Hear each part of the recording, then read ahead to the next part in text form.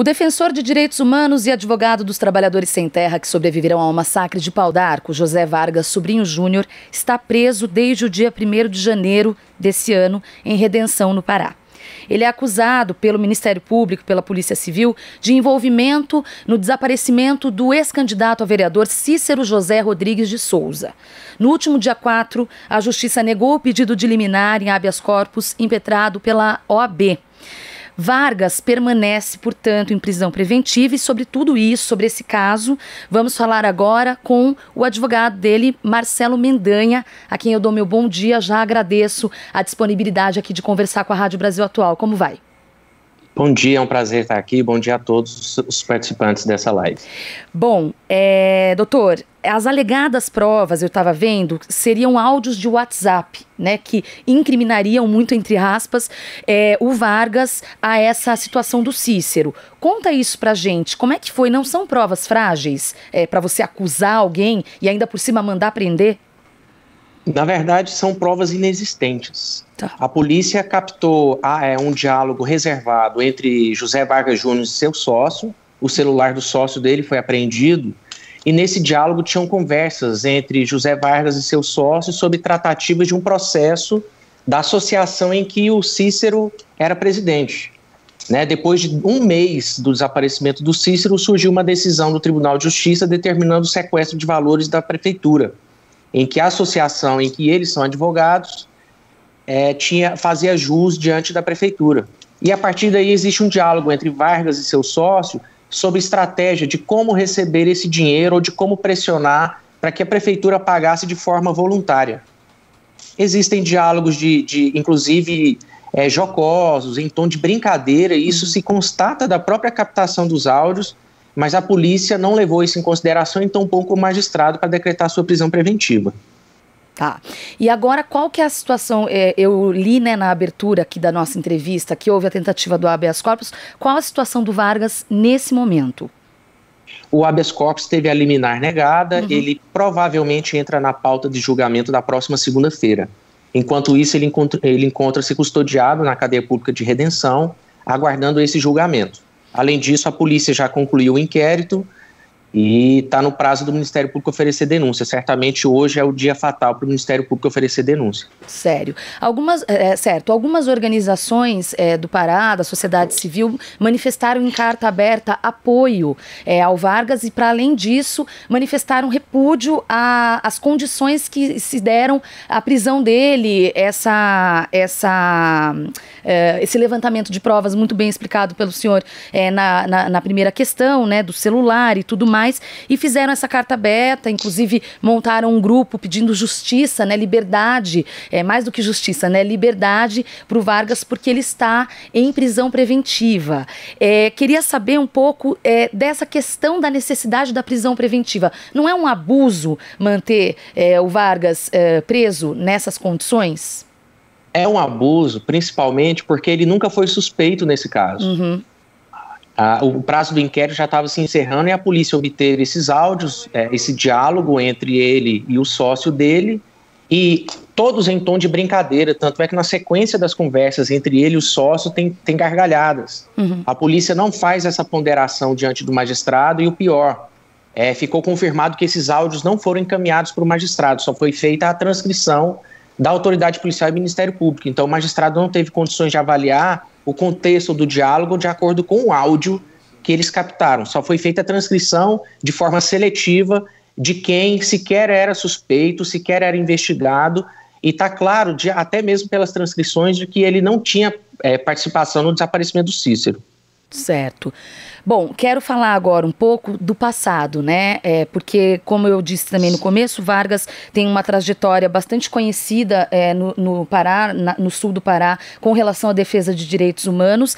E Pau d'Arco, que foi um massacre ocorrido em 2017, quando 10 trabalhadores foram chacinados. Eu me lembro na época, inclusive, que eu estava trabalhando aqui na Rádio Brasil Atual e conversamos na época sobre esse caso, que foi bastante emblemático por causa da questão da pistolagem no Pará, né? E até o envolvimento de agentes públicos nesse processo. O Vargas também atuou em outros casos, envolvendo, por exemplo, a multinacional, a gigante da pecuária JBS, com a relação com os indígenas Kayapó.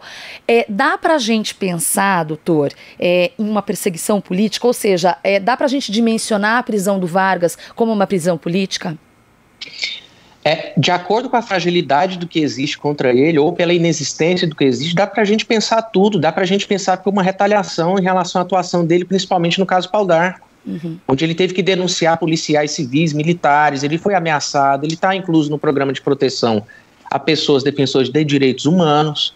Então dá para a gente pensar tudo, porque prova contra ele em relação a esse fato em que ele está preso não existe, não existe. Certo. E ainda agora, quais os próximos... Bom, está tendo a mobilização, né, como eu disse, das organizações, da própria sociedade civil, das pessoas que conhecem o trabalho do Vargas e, claro, tem a parte jurídica, né? Quais as próximas tentativas ou quais os próximos passos para tentar a liberdade do Vargas? O passo mais imediato é o julgamento do habeas corpus que tramita no Tribunal de Justiça do Estado do Pará. Eu acredito que ele será julgado na segunda. Além disso, a gente pode, em caso de negativa, recorrer para o Superior Tribunal de Justiça e também formular a defesa dele perante o juiz singular aqui em Redenção, caso ele de fato tenha sido denunciado. Nada impede da gente fazer também um pedido de revogação aqui. Certo, mas você está planejando fazer esse pedido de revogação ou ainda não sabe a estratégia? Não, por enquanto não, porque a gente não teve acesso à denúncia. A gente não sabe o teor da denúncia e pelo que existe contra ele em relação à prisão, se de fato ele for denunciado tão somente pelos áudios, a gente planeja impetrar um habeas corpus até mesmo para trancar a ação penal em relação a ele. Tá. Pela completa inexistência de provas. Certo. Tecnicamente falando, você acabou de dizer, doutor, que vocês não tiveram acesso à denúncia. Tá correto isso? Vocês não teriam direito, ainda mais você como advogado de defesa? A gente não teve acesso porque o prazo estava para o Ministério Público oferecer denúncia, que eu, salvo engano, encerra hoje. A gente não sabe se foi denunciado ou não. A gente não teve acesso a algumas peças do inquérito durante a investigação, embora a gente tivesse solicitado. Os próprios áudios do José Vargas, a defesa não teve acesso. A gente teve acesso através do vazamento nas redes sociais, desses áudios fora de contexto. Então isso causou muito transtorno aqui, porque os áudios, de forma descontextualizada, prejudicaram em muito, não só a nossa defesa, como a opinião pública em relação ao caso. Certo, certo. Houve o vazamento desses áudios em redes sociais, enfim. Você pode dizer o conteúdo ou você realmente não viu, não ouviu, melhor dizendo?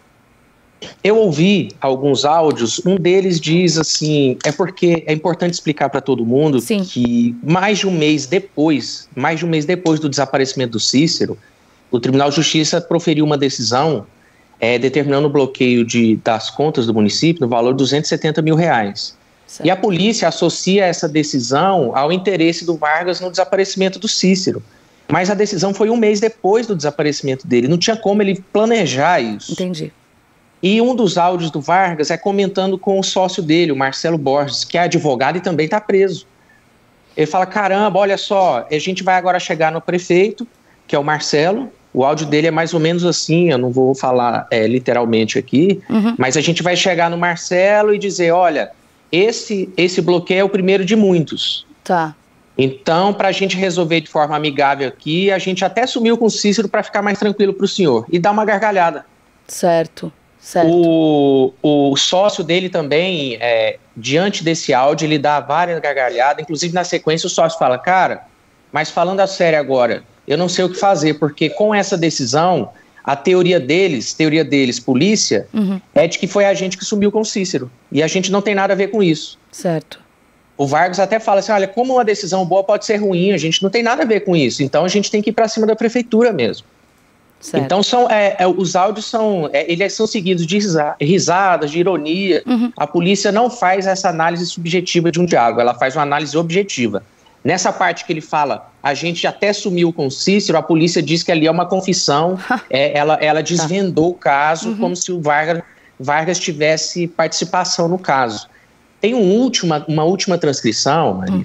Até pelas transcrições da polícia, que elas são bem tendenciosas, mas até pelas transcrições, dá para perceber que o Vargas não tem nada a ver com isso. Quando ele escreve uma mensagem dizendo assim, e aí, o bloqueio saiu? Tá. O Marcelo diz, não, ainda o sistema está fora do ar tem uns 2 meses. Ele, caramba, mas até lá, então vai dar tempo de achar o Cícero e a gente resolver isso. A polícia não faz essa consideração para o magistrado. Ou seja, se ele tivesse realmente sumido com o Cícero, ele não ia cogitar do Cícero aparecer até o bloqueio da prefeitura. Sim, sem dúvida. Então, assim, me desculpe a expressão, mas foi muito covarde essa prisão dele. Sim. Nem existe qualquer fato que possa incriminá-lo em relação ao desaparecimento.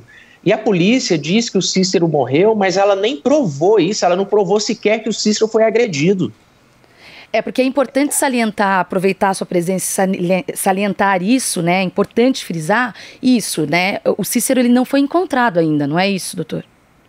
Não foi encontrado. A gente sabe que uma ação penal para apurar um homicídio, ela pode ser deflagrada sem o corpo da vítima. Sim. Mas desde que a polícia levante elementos concretos de que a vítima provavelmente tenha sido morta. O único dado que a polícia tem é um vídeo, sem clareza alguma, de que o Cícero teria embarcado num veículo, que foi a última vez que a polícia disse que ele foi visto. E tem até testemunha dizendo ao contrário, que ele foi visto mais tarde, ainda na agência de um banco. Sim. Então a polícia, até em relação aos demais investigados, não tem prova concreta de que o Cícero morreu. A polícia simplesmente diz, como já tem mais de 30 dias que o Cícero não apareceu, então a gente já considera ele morto. E a partir daí ela considera um homicídio. Qualificado ainda. Tá. Me parece aí, né, uma coisa quase kafkiana. Doutor, queria estender um pouco, ou ampliar, melhor dizendo, né, o debate, porque há alguns anos, bom, como eu disse, eu acompanhei, ainda que à distância, a questão da chacina de Pau d'Arco, estive em algumas oportunidades fazendo reportagens na região de Marabá, e na ocasião em que eu andei pela região sudeste, sul do Pará, havia um entendimento e uma compreensão. No início eu tinha falado da prática da pistolagem, né, da questão do agronegócio, dessa situação do conflito por terra, né, que é uma coisa muito presente no território do Pará. E para além disso, como eu disse há alguns anos, eu cheguei a conversar com um professor, acho que da Universidade Federal do Pará, que mencionava alguns dados da CPT, né, da Comissão Pastoral da Terra, e sobre sumiço de defensores de mortes, ameaças de defensores de direitos humanos. O próprio Vargas, salvo engano, chegou a ter que pedir proteção por causa de Pau d'Arco, né, do Programa de Proteção aos Defensores de Direitos Humanos. Como é que fica a questão no Pará, no território paraense, onde se assenta no território paraense, essa relação de constantes ataques aos direitos humanos e como escapar disso? Enfim. Como escapar disso é uma reformulação de todo o sistema público do estado do Pará. Realmente essa guerra que é relacionada às terras no Pará, ela ainda é muito forte. Isso, a própria prisão do Vargas pode acirrar os ânimos, porque é uma prisão totalmente indevida. A atuação dele foi muito forte durante a apuração dos fatos em Pau d'Arco. Ele chegou a sair da cidade, existiam ameaças concretas em relação a ele. Hoje, todos os policiais estão soltos do caso Pau d'Arco, aguardando julgamento, que está em grau de recurso. E hoje ele está preso. Existia até uma preocupação da própria família dele de onde ele ia ficar preso. Sim. Por conta dessa atuação dele. Então, o estado do Pará não leva muito a sério esse trato aqui da questão fundiária na nossa região, principalmente. Né, a polícia quis dar um resultado muito rápido para o desaparecimento do Cícero, mas atropelando várias linhas de investigação. A polícia só adotou uma linha de investigação para apurar o desaparecimento do Cícero, e foi por sugestão dos familiares. O Vargas ele é muito firme aqui nas suas convicções políticas, na sua atuação profissional, e ele tem inclusive a antipatia de muita gente aqui que comemorou a prisão dele, mesmo sem fundamento. Então, a gente acabou de sair de um processo eleitoral municipal, onde ele atuou bastante aqui, ele sempre estava na televisão, dando as suas opiniões em relação à política daqui. Algumas pessoas que prestaram depoimento eram adversários políticos, do Vargas, das pessoas que o advogado dele atuava também, o sócio dele. Então, foi muito tendenciosa, na minha opinião, essa investigação aí. Você estava mencionando a reformulação de todo o sistema judicial, né? Você mencionou do Pará, público do Pará. Queria ainda dizer, discorrer sobre isso. Justamente por quê que eu estou te falando isso? A gente vê, como eu disse, recorrentes, esse caso emblemático do Vargas é um deles, mas existem outros, recorrentes casos de ataques aos direitos humanos no Pará, e a gente vê também um governo federal que tem um discurso que também acaba acirrando esse conflito de terra, por exemplo, a questão do agronegócio.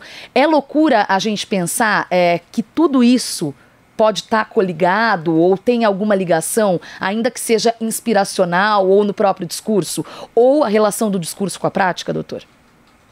Não, eu acho que tem relação sim, é um discurso de ódio, inclusive, né? O governo federal estimulando o uso de armas de fogo em propriedades rurais, o governo estimulando a própria extração de minério, aqui que também é uma atividade muito forte aqui, a extração ilegal de minério também. Então, a proteção do meio ambiente como um todo, por esse discurso do governo federal principalmente, ela com certeza ela tem relação com essa animosidade que existe no campo, sim. Então, produz reflexos, inclusive, na minha opinião, atinge o próprio judiciário, que profere decisões que não são condizentes com o Estado democrático de direito. Essa prisão do Vargas mesmo é uma grande afronta a esse Estado democrático de direito.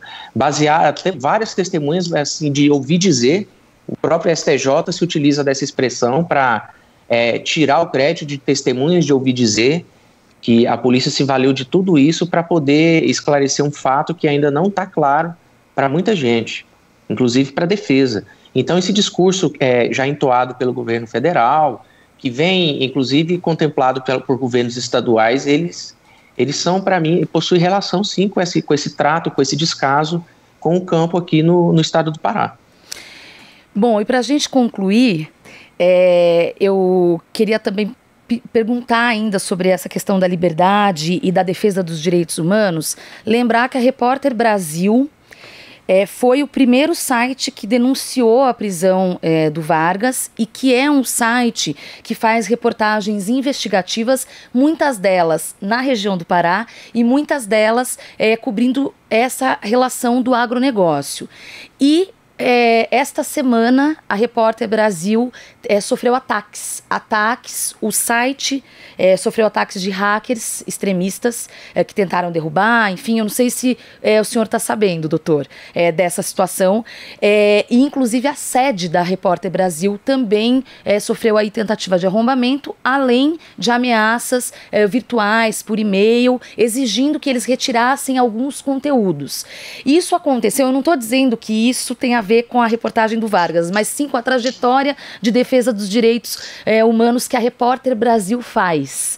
E aí eu queria a sua opinião, né, a sua visão sobre esses ataques às mídias ou à imprensa contra-hegemônica, que assim como faz o trabalho do Vargas e de outros defensores dos direitos humanos, também consegue propagar e denunciar essas violações. Como que você avalia esse tipo de ataque que vem acontecendo no Brasil, justamente por causa desse discurso de ódio que a gente estava falando anteriormente e que agora acaba atingindo a Repórter Brasil? Eu soube ontem, através da repórter que veio aqui em Redenção para cobrir o caso do Vargas, de que eles tiveram realmente sofreram um ataque no site deles, que a matéria do Vargas saiu do ar também. E que eles conseguiram recuperar e fizeram um novo link. Ela me encaminhou um novo link da matéria do Vargas. Isso é extremamente preocupante, porque a gente vive hoje num estado de punitivismo, estado policialesco. E esse discurso de ódio, ele não tem limites nas redes sociais. Então, é uma forma de banalizar ou tirar o crédito daqueles que trabalham pela defesa dos direitos humanos. né? Para mim também, me desculpe, mas isso é fruto de discurso de ódio que vem do governo federal, especialmente do nosso presidente Jair Bolsonaro. A internet virou um campo de guerra que não tem limites para ofensas, não tem limite para ataques. Isso é extremamente preocupante porque afeta, inclusive, a animosidade de partes que atuam em processos judiciais como esse do Vargas. Sim. Aqui em Redenção teve um discurso de ódio depois da prisão dele que a gente ficou assustado, a gente ficou preocupado com a própria família dele. Associaram Vargas ao próprio presidente Lula, que ele agora virou um pupilo do Lula, que agora ele vai ser... Como ele está preso, ele aprendeu com o Lula como ser preso.